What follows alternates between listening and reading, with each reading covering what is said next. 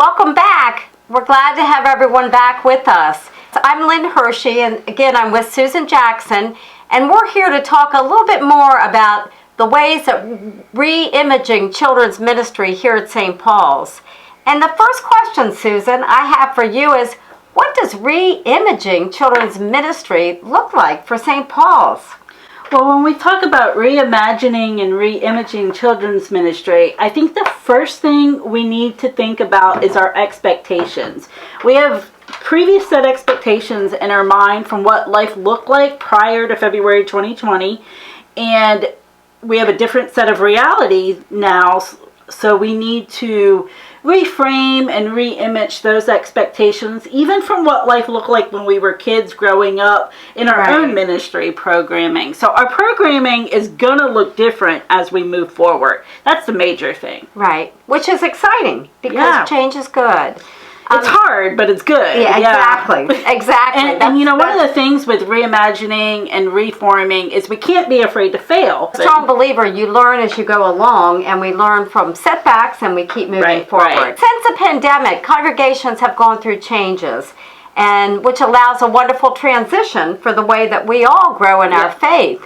And what ways has St. Paul's opened up new doors for our children? Had to figure out different events. We've been online some way back in the very beginning when we were restricted.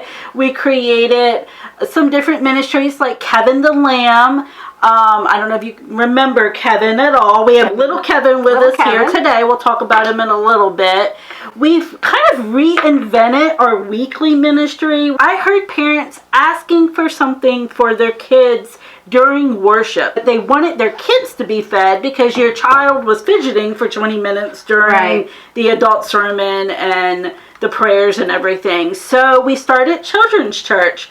And right now, I'm the sole leader. We have done different events throughout the year, like our nativity party.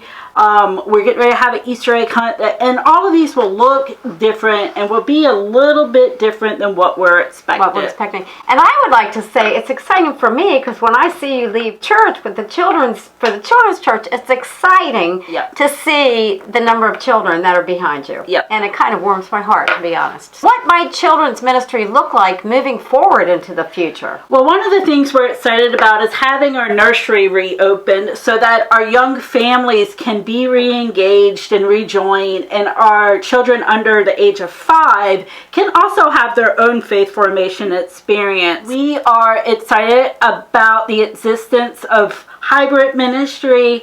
We know it's going to continue. Hybrid ministry is, for those who might not be familiar, is a mix of online and in-person. And I've been doing this for the past year and a half with our confirmation students because some of our confirmation students are so busy that they can't always make it into the in-person events. So I don't think that's going away at all. And we'll have more family-oriented events that are probably more singular and not progressive. So that way, if family schedules are too tight, they don't feel like they're missing out on a whole series. Right.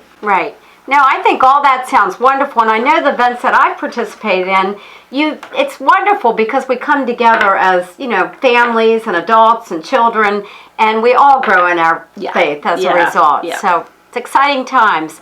How can we be involved formally and informally as our membership? How can all of us be involved to help you? So in our baptismal affirmation rites and in our affirmation of rites when our students are confirmed, we as the congregation and God's people are invested and say that we're invested in the lives of our children and young people. One of the ways that we can do that is by dreaming, by being creative, by being a part of a team. Of course, there's volunteering. You don't necessarily have to volunteer be a Sunday school teacher every week. You can provide supplies. Like we had a wonderful donation for Easter eggs recently.